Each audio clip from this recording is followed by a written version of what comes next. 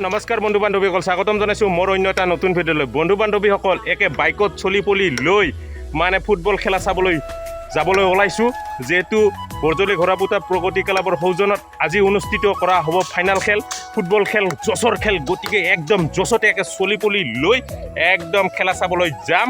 গতিকে বন্ধু বান্ধৱীসকল, আপোনালোককো দেখুৱাম বুলি ভাবিছোঁ। সেয়ে আপোনালোকে ভিডিঅ'টো চাই থাকিব। বলক তেন্তে দেৰি নকৰি ভিডিঅ'টো আৰম্ভ কৰোঁ। বন্ধু বান্ধৱীসকল, ফাইনেলি মই ফিল্ড আহি পালোঁ আৰু দেখিবলৈ পালোঁ বিষয়ববীয়াসকলক ফুলাম গামোচাৰে সম্বৰ্ধনা দি আছে এজন এজনকৈ। আজি চূড়ান্ত খেলখন অনুষ্ঠিত কৰা হ'ব গড়েমাৰী জেবি ফুটবল দল আৰু পৰুৱাভাষা চিম্বা ফুটবল দলৰ মাজত। ইতিমধ্যে খেলপথাৰত দুটি দল প্ৰৱেশ কৰিছে। আপোনালোকক দল দুটা চিনাকি কৰি দিব বিচাৰিছোঁ। যিটো নীল বৰণৰ জাৰ্চি পৰিহিত দলটো হ'ল গড়েমাৰী জেবি ফুটবল দল আৰু বগা জাৰ্চি পৰিহিত দলটো হ'ল পৰুৱাভাষা চিম্বা ফুটবল দল। দুধনৈ ৰাভা হাছং ছাত্ৰ একাডেমী পৰিষদ ৯ নং মাজাকলি সমষ্টি পৰ্বত কলিতাই চমু ভাষণ দি আছে আৰু খেলখন উদ্বোধনী কৰিব পৰ্বত কলিতা ডাঙৰীয়াই।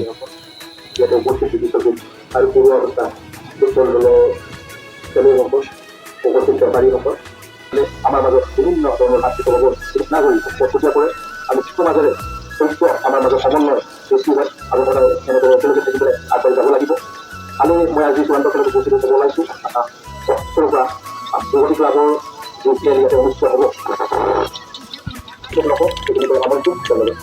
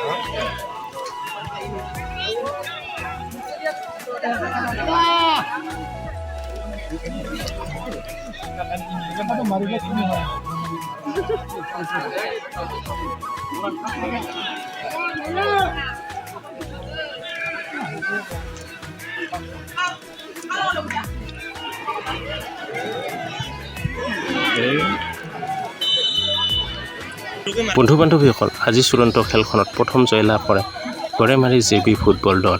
ইতিমধ্যে ফুটবল পৰিচালনা সভাপতি মহাশয়ে প্ৰাইজ বিতৰণ কাৰ্যসূচীত কিছু চমু ভাষণ দি আছে আৰু প্ৰাইজ বিতৰণ কাৰ্যসূচী আৰম্ভ কৰিছে।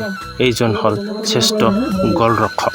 প্ৰাইজ বিতৰণ কৰিছে গজেন ৰায় ডাঙৰীয়া। এইজন হ'ল শ্ৰেষ্ঠ খেলুৱৈ। প্ৰাইজ বিতৰণ কৰিছে হৰমোহন কলিতা ডাঙৰীয়া। দ্বিতীয় পুৰস্কাৰ জয়লাভ কৰিছে পৰুৱাভাষা চিম্বা ফুটবল দল। প্ৰাইজ বিতৰণ কৰিছে প্ৰবত কলিতা ডাঙৰীয়া। প্ৰথম পুৰস্কাৰ জয়লাভ কৰিছে ঘৰেমাৰী JB ফুটবল দল প্ৰাইজ বিতৰণ কৰিছে তীৰণ ৰাভা প্ৰবোধ কলিতা মহাশয়সকলে।